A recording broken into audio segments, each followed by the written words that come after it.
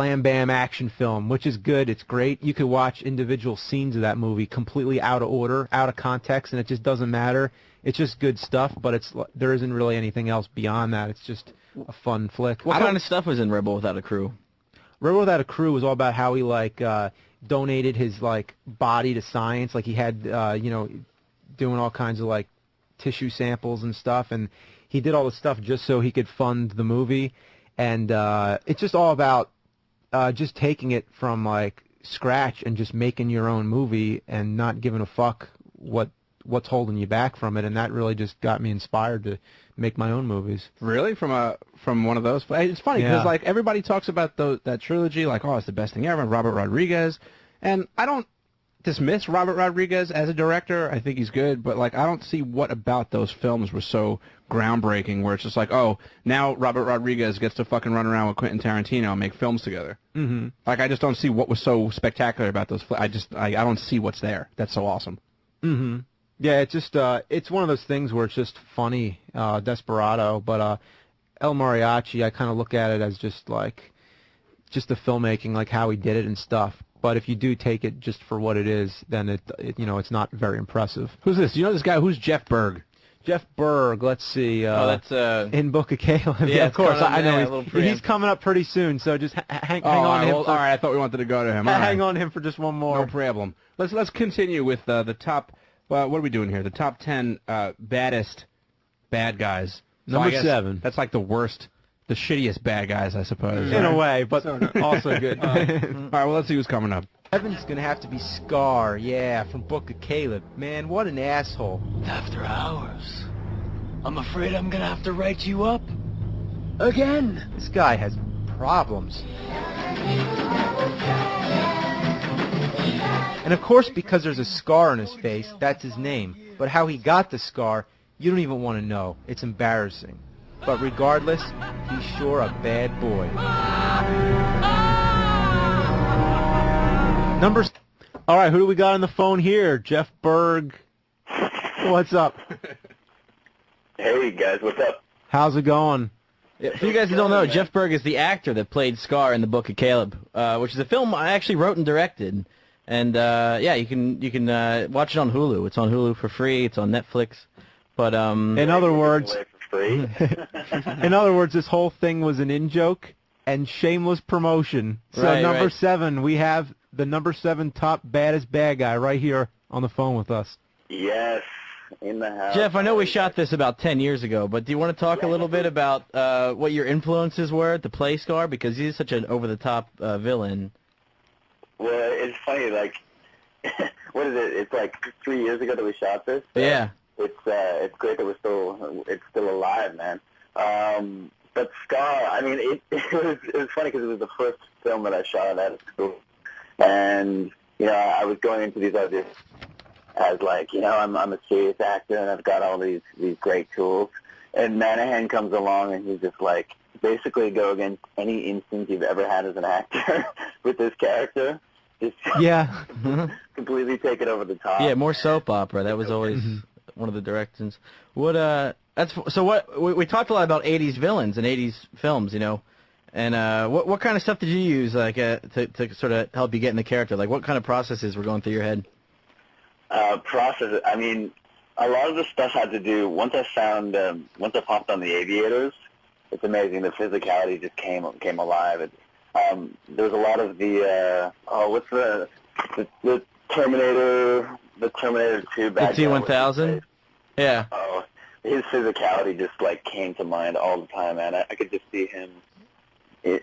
Anytime I kind of channeled him, it was Scar came to life. So I found him pretty helpful. Excellent. Cool. Yeah. Okay. Well, yeah. Thanks for calling in, man. Well, thanks. All right, guys. Have a good one. Great to meet you. Later. Laters. So what are we up to, 6? Yeah. I never saw 6. Book of Caleb. What is that? It's a film he made. So it's you probably explain it. Yeah, it was just a joke because we were plug all. Yeah, it was just a plug. We were talking about I was like, hey, I'm going to do this top 10 baddest bad guys, and he had this film that was almost ready to go out on DVD, and I was like, he made a feature film, so I was like, hey, you know what? let me use him in this top 10, and I'm, because he totally fits the whole mood. He's like It's this all good. over the top, villain. That was funny though, because you released it before the film was done. Yeah, and people were like, "Where is this movie? Where can you find this movie?" Well, let's move on with the list. I think we're up to number 6. 6. We're not playing around. It's going to be Bennett. That's right, from Commando. That mustache and mesh vest, that's awesome. Now, he could have shot Arnold, but instead he gives him a fair fight. I don't need no gun! Holy shit. Electricity makes him more powerful, and he has the magic power to make you grow old. You're getting old, John. You're getting old. Bullshit! But there's nothing bullshit about this. Bennett is one bad dude. I'm not gonna shoot you between the eyes. I'm gonna shoot you between the balls. Number 5. All right, now we will discuss this, but it just totally made me think of somebody that I would like to add to this list, Okay. and I kind of hope that he's on the list, but probably not. But I'll bring it up anyway, and we're not going to forget him, but I would like to say the Raiden character from Big Trouble in Little China. Oh yeah, definitely. I'd never understood. Like, Yeah. I remember watching that, and like I love John Carpenter flicks, and I remember watching that as a kid, and that's another movie I've seen like 12 to 20 times.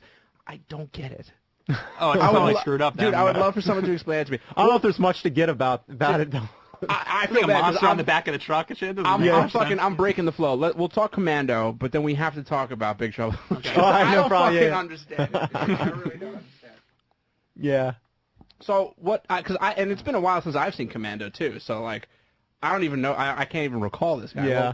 Like, someone's gonna have to explain this to me. It's basically like all that happens in the movie is that Arnold Schwarzenegger, like the first 10 minutes of the movie just sets him up how much he loves his daughter. And it's like you just see this montage of him like petting a deer with his daughter or something, all this different stuff going on.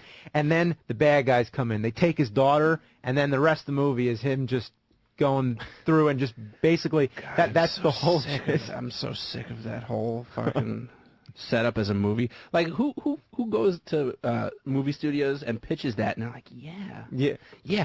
Oh, so I got this flick. I'm thinking we could probably use Arnold Schwarzenegger, or we could like Sylvester Stallone or Bruce Willis. Here's the setup. This guy, he's a cop. He's in the army. He's in some place of authority, and then the bad guys, they come in and they steal his daughter. The plot's no better than a video game. It's just like Double Dragon So or simple, something. right? You know, it's like Like, I remember Double Dragon. The gang walks up and punches the girl in the stomach, and then walks away. Like, you know what's great though? And then you just start fucking fighting. I remember seeing that. I remember playing Double Dragon in the arcade as a kid and thinking how fucked up that was. Like, I can't You're believe. like angry. I'm gonna get my girlfriend Well, back. it was just Yeah. like, I can't believe like they just punched my chick in the gut in a video game. That kind of violence to a kid was just like unheard of. You never and saw they like that. slowly walk up, you know, it's like, it's like shuffling up. What fuck with my mind is like, well, what are they gonna do with her?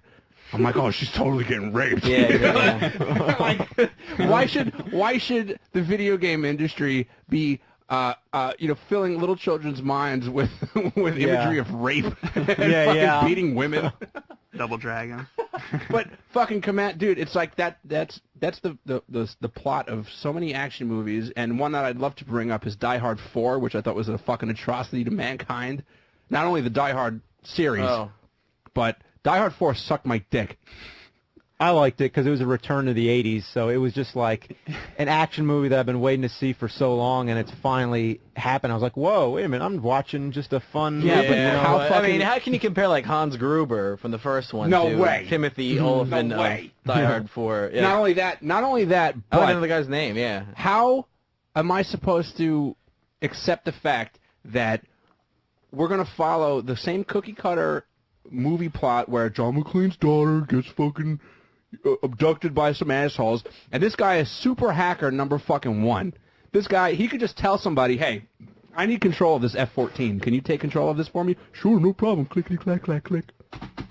Okay, here you go. It just Hey, I he's the know Apple guy. when you're watching. He could do yeah, anything. what? I'm just saying, but when you're watching a movie, I understand that you're supposed to suspend disbelief, and that's fine. But there becomes a point where it's just it goes too far. It goes too far. It's like that scene in Speed where they're trying to jump that fucking where the highway's out and there's that big gap and they're trying to get from one highway, to the other side of the highway. There's no way the bus could do that. Like the bus goes off the first highway like at an up angle. Like that does not happen. Like that defies the laws of physics. And when John McClane jumps that fucking car into the plane or the helicopter, whatever it was, it took me right back to Speed, and I was like, fuck this. It's too unbelievable. Like Die Hard, the first fucking Die Hard, fantastic. Die Hard 2, fantastic. Die Hard 3, you start to lose me, but it's still good. It's still plausible. But then Die Hard 4, no fucking way. It goes too far for you. Dude, no fucking way. Dude, it sucked. It fucking sucked, and I hated it. It sucked. A dick. My dick. Your dick. Okay. Tell me one redeeming value about Die Hard 4. Or Live Free or Die Hard. I hate the title. Yeah. No, I loved that. What made it for me, biggest thing was that final chase with the jet and the truck. Because I'm like, wow, I am finally seeing a movie that's just showing me something completely ridiculous and is making it entertaining and awesome. An entertaining movie is fine with me, but it has to have some kind of, not even basis in reality, but it has to just not be so fucking cheesy. Like Terminator 3 I thought was cheesy. I thought it was just such a fucking shit piece of garbage movie, and that they were just trying to, just make money off of the fucking series. And like, look, I've seen the trailers for the new one, Salvation. It looks really good. I think Bale is great. I think that he'll save any fucking franchise that he gets attached to. But that fucking Die Hard movie just really sucked, and I'm sorry. I will disagree with you, James. It sucked my dick. Oh, that's fine. That's fine. That fucking sucked. Wait a second. Pat in Iowa has to say something about Speed. What do you want? Pat. I want to let you know that they actually did the bus jump, the one in Speed. Yeah, it was 101 feet. Oh, yeah? Neat. Wow. So what the fuck does that tell me? That you're supposed to tell me that it could happen? Well, no, they used a ramp and the bus, and they jumped at 101 feet. Yeah, but I'm saying the movie tried to tell you. The movie tried playing it like the fucking bus just magically ended up on like a 45-degree upward angle to land on the other side when it's completely not possible. Dude, there was no ramp. Like, dude, it was so fucking dumb and ridiculous that it just couldn't happen. And by the way, since we're talking about Speed, who the fuck thought that edit was good on that security footage, by the way?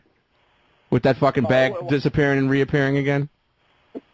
That's another thing that takes me out of the movie. It's just like, dude, if I knew that was like life and death, I would have made fucking sure that edit was a little better. That's just me. But since you're the fucking Speed expert, you could tell me all about it. Have a good evening. Bye. Fucking nothing to add. What did he even say? There was a ramp? What the fuck does that even mean? Let's go back to the list. 5. We got the combined efforts of John Kreese and Terry Silver from the Karate Kid movies. John Kreese is pissed off that his Cobra Kai students lost the karate tournament to Daniel. What did you say? I said I did my best. You're nothing. You lost. You're a loser. In a fit of rage, he breaks the second-place trophy and he starts strangling the poor kid. Mr. Miyagi interferes, being the good nature that he is. I say, let him go. And does Kreese have to think twice about hitting an old man? Nope. Well, he's hardcore, but Mr. Miyagi, man, he's more hardcore. Well, he's too scared now to fuck with Miyagi, and he's gonna hold a grudge against Daniel, so he gets help from his friend, a rich asshole named Terry Silver. Make his knuckles bleed. Hey, I like that. Oh, I like that, Johnny. I'm gonna use that. Wow, this guy's nuts. But he's also an evil genius. He sets up a bunch of accidental run-ins with Daniel, and he makes the kid trust him. Then he tells him that John Kreese is dead, which is just one of his many lies. Look at that shit-eating grin. The whole movie he's trying not to laugh, because he's a master bullshit artist, and he knows it. And I get that in writing. He even makes negotiations while taking a bath. His grand scheme involves getting Daniel to break away from Mr. Miyagi and turn to him for training, and this is all part of his plan, to train him the wrong way. He'd be blinded by his tears and choke on his own blood. Ah! Are you Now, when Daniel finally comes to his senses and refuses Terry Silver, John Kreese makes his return. Now, that's scary. Hey, I'm not going to fight. You can't make me fight. You don't have to. You can just stand there and let him kick your ass. Can't they just leave this poor kid alone? Terry Silver and John Kreese tie for number 5. Both of them are